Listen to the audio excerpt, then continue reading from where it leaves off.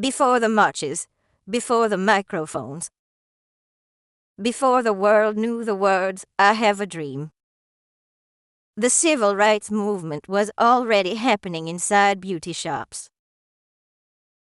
For decades, African American beauty salons were more than places to style hair.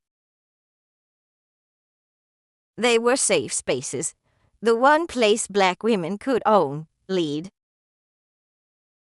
and speak freely when the outside world tried to silence them. By the 1940s and 50s, many of these salon owners were graduates of schools founded by Annie Turnbow Malone,